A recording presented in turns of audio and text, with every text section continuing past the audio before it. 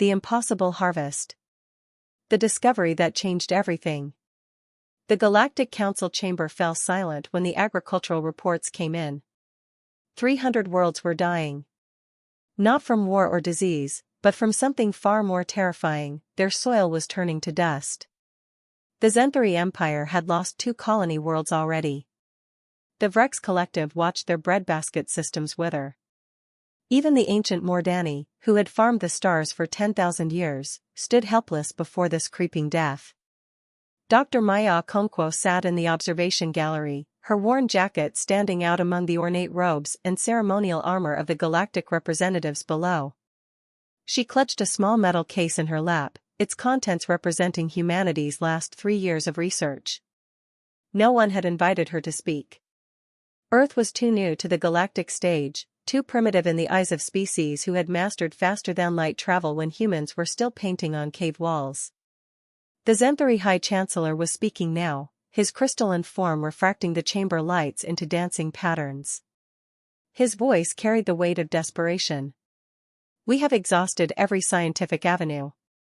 Our molecular restructuring has failed. Genetic modification of our crops produces nothing. Even the Mordani seed vaults cannot restore what we have lost. The soil itself rejects life. A Vrex administrator, her 6 arms gesturing in distress, added her voice. The contamination spreads faster than we predicted. Our projections show cascade failure across 17 more systems within the standard year. Billions will face starvation. Maya felt her heart pound. She knew what was killing their worlds. More importantly, she knew how to fix it. But would they listen to a human? Earth had only joined the Galactic Council 5 years ago, and humanity's contributions were largely dismissed as quaint or simplistic. The Mordani Elder, a being so old that his exact age was lost to time, spoke in his slow, measured way. Perhaps we must accept that some worlds are beyond salvation. We should focus on evacuation and resettlement. That was when Maya stood up. Her movement caught the attention of a few delegates, but most continued their discussion. She made her way down to the speaking floor, security drones tracking her movement but not interfering. Technically, any council species had the right to address the chamber, even if it was rarely exercised by junior members. The human way. The Zenthari Chancellor noticed her first. The human wishes to speak? This is highly irregular. His tone carried polite condescension, the way one might address a child who had wandered into an important meeting. Maya reached the central platform, her boots clicking on the polished stone. She placed her metal case on the podium, and her voice rang clear in the acoustically perfect chamber. I know what's killing your worlds. And I know how to fix it. The chamber erupted in surprised chatter. A Vrex counselor's laugh was particularly loud, a clicking, rattling sound. You claim to solve what our greatest minds cannot? Human hubris knows no bounds. Maya didn't flinch. She had expected this. Your greatest minds are approaching this as an engineering problem. You're trying to force the soil to accept life through technology and genetic manipulation. But soil isn't dead matter to be engineered. It's a living ecosystem, and you've forgotten how to listen to it. The Mordani Elder leaned forward, his interest piqued.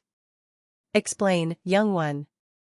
Maya opened her case, revealing vials of dark, rich earth and several sealed containers of what looked like common plant seeds. Your agricultural worlds all follow the same model: massive monoculture farms, synthetic nutrients, sterile growing conditions. You eliminated every inefficiency until your soil became nothing more than a growing medium. Then the silt plague found the weakness you created. She held up one of the vials. The silt plague isn't really a plague at all. It's a microbial imbalance that feeds on dead soil systems. Your worlds are dying because you killed the very things that keep soil alive, the billions of microorganisms, fungi, bacteria, and organic matter that create the foundation for all plant life. A lesson from Earth. The Zenthari Chancellor's tone shifted from condescending to curious. We are aware of microbial life in soil. Our systems maintain optimal bacterial ratios. No, Maya said firmly. You maintain sterile conditions with a few selected microbes. Real soil is chaos, thousands of species interacting in ways we're still discovering. On Earth, we learned this lesson the hard way during the Great Dust Bowl centuries ago. We destroyed our soil with industrial farming, and it took generations to understand that we needed to work with nature, not against it. She began arranging samples on the podium. I've analyzed contaminated soil from 12 different affected worlds. The silt plague thrives because there's nothing to compete with it, nothing to keep it in balance. But introduce true biodiversity, complex fungal networks, beneficial bacteria, decomposers, predators, prey, and the system stabilizes. A Vrex scientist moved closer, her compound eyes examining the samples with evident fascination. You propose introducing thousands of unknown organisms to our agricultural worlds? The contamination risk alone. It's not contamination, Maya interrupted. It's restoration. And yes, it's messy. Yes, it's unpredictable. Yes, it means accepting that you can't control every variable. But it works. She pulled up a holographic display from her datapad, showing before and after images from Earth's experimental colony on Kepler 442b. We had a minor silt plague outbreak there last year. Instead of fighting it with technology, we introduced earthworms, compost, cover crops, and a starter culture of beneficial microbes. Within 3 months, the affected area wasn't just recovered, it was more productive than before the outbreak. The test. The chamber was quiet now, all attention focused on the human and her strange ideas. The Mordani elder rose from his seat, a gesture that commanded absolute respect.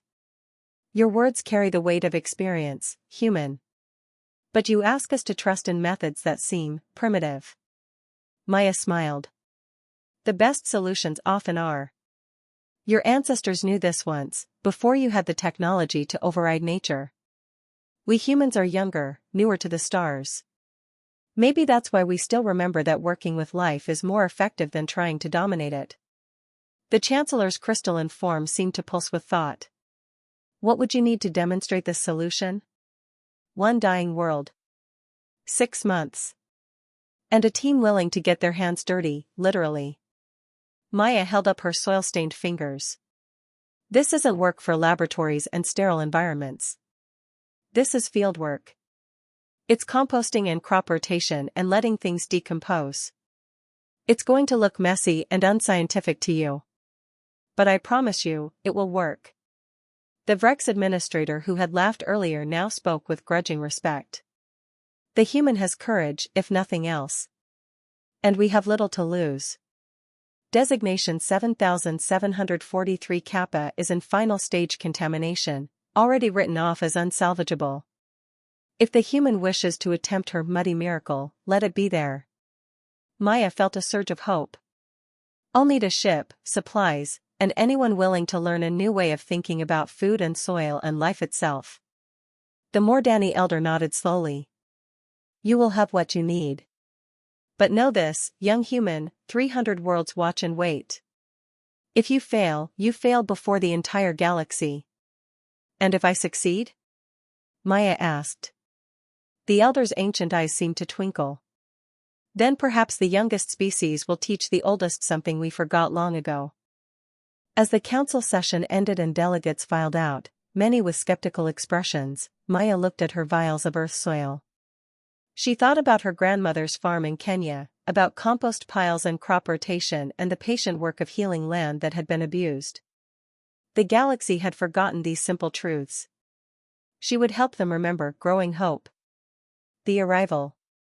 The transport ship dropped out of hyperspace above designation 7743 Kappa, and Maya pressed her face to the viewport, her breath catching. The planet below was a haunting sight, vast continents of gray and beige where green should have been, dead rivers snaking through lifeless terrain, abandoned cities dotting the landscape like forgotten monuments. It's worse than the images showed, said Krell, the Vrex agricultural specialist who had volunteered for the project. His 6 arms were folded against his thorax in a gesture Maya had learned meant deep concern. Beside him, Torin, a young Zenthari scientist with deep blue crystalline facets, pulsed with uncertain light. The atmospheric readings show oxygen levels dropping. Without plant life, this world has perhaps 10 standard years before it becomes completely uninhabitable. Maya squared her shoulders. Then we better get started. Their landing site was what had once been the planet's primary agricultural research station, 50,000 acres of dead fields, empty processing facilities, and abandoned equipment. The team that disembarked was small: Maya, Krell, Torin, a Mordani elder named Vesh who moved slowly but purposefully, and 12 others from various species who had volunteered more out of curiosity than competence. The soil crunched under Maya's boots like broken pottery. She knelt and ran it through her fingers, dusty, lifeless, the gray color of ash. No earthly smell, no moisture, nothing but dead mineral matter held together by the silt plague's destructive fungal network. First things first, Maya said, addressing her team. We need to understand what we're working with. Everyone takes soil samples from different areas.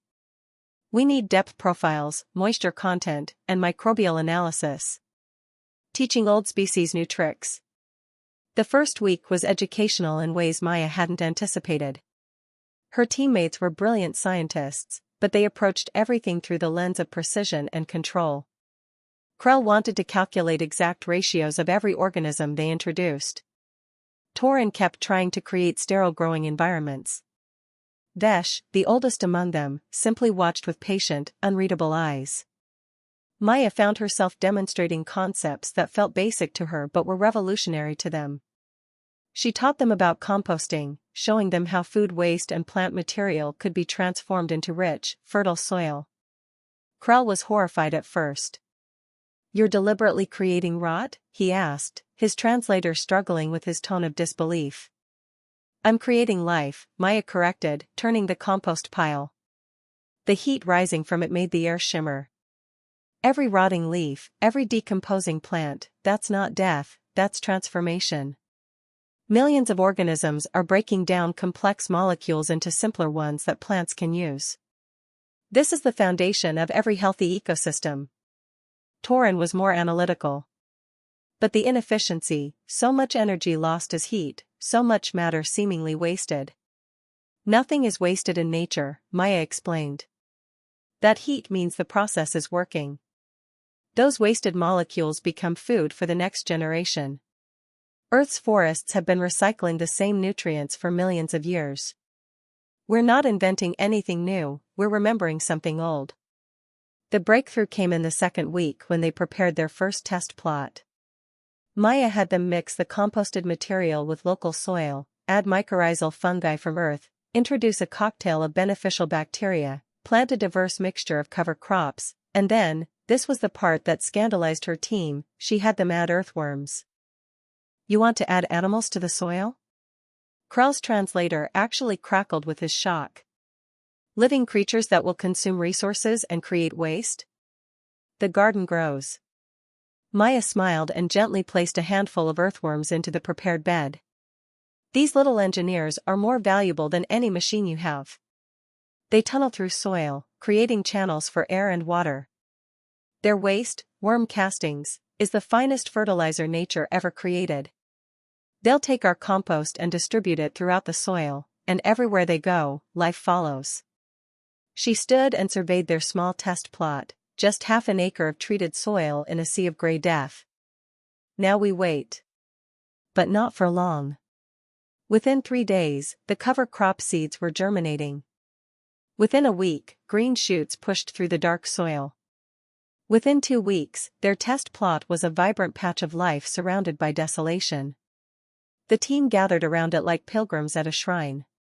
Torin's crystalline structure pulsed with excited light. The spectral analysis shows active photosynthesis.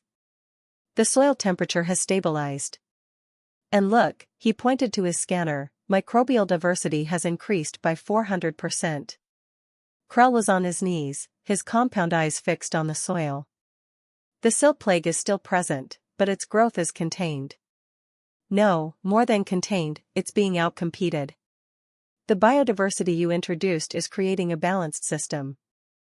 Maya knelt beside him, scooping up a handful of the transformed soil. It was darker now, richer, and when she squeezed it, it held together, proper structure returning. This is just the beginning. Now we scale up. The Old One's wisdom. That evening, as Maya worked by lantern light preparing the next expansion, Vesh approached. The ancient Mordani moved like a tree bending in wind, slow, but with undeniable strength. I have lived 14,000 of your years, Vesh said, his voice like rustling leaves. I have seen civilizations rise and fall. I helped develop the agricultural systems that now fail us. He paused, looking at the small green plot glowing in the twilight. I had forgotten the first lesson my own ancestors taught me. What lesson? Maya asked softly. That life wants to live. That nature is not a problem to be solved but a partner to be respected. We Mordani once had a saying, the patient gardener learns from the garden. Somewhere in our 10,000 years of advancement, we stopped being gardeners and became engineers. We stopped learning and started controlling. He placed one of his branch-like hands on the soil. You humans, so young, so new to the stars, you still remember to be humble before nature. That is not a weakness. That is wisdom. The transformation begins. Over the next 3 months, Maya and her team transformed 1,000 acres. They established composting facilities, bred earthworms by the millions, cultivated beneficial fungi, and planted diverse crops in careful rotation. More importantly, they taught others who came to see the miracle on 7,743 Kappa. Scientists arrived skeptical and left believers. Krell became an evangelist for the chaos agriculture approach, much to Maya's amusement. Torin published papers that shocked the academic establishment. Vesh personally contacted the Mordani Council to share what he called the remembering. The media called it the human method. Maya called it common sense. But she noticed something beautiful happening. Species that had farmed the stars for millennia were rediscovering ancient practices they had abandoned. They were mixing their advanced technology with these primitive techniques, creating something new and wonderful. By month 4, green was spreading across 7,743 Kappa like a healing wound. Rivers began flowing again. Rain fell where the silt plague had created dust. Birds, local species thought extinct, returned. The Galactic Council visited in month 5. The Zenthari Chancellor stood in the middle of a thriving wheat field, his crystalline form refracting light into rainbows, and wept. Maya had not known Zenthari could weep. You have saved more than our worlds, he said. You have reminded us of what we lost in our pursuit of perfection. Seeds of change. On the 6th month, Maya stood in what had once been the dead research station, now transformed into a living campus where thousands came to learn. The metal case that had started everything sat on her desk, now empty. Those vials of Earth soil had been the seeds of a galactic transformation. Krell entered her office, all 6 arms carrying plants in various stages of growth. The Vrex Collective is implementing chaos agriculture across all affected worlds. The Mordani are opening their sealed gardens and introducing biodiversity protocols. Even the Zenthari are redesigning their crystal farms to include organic elements. How many worlds have started treatment? Maya asked. All 300. And 200 more that want to prevent silt plague before it starts. Krell set down his plants carefully. The Council is creating a new position, Galactic Agricultural Coordinator.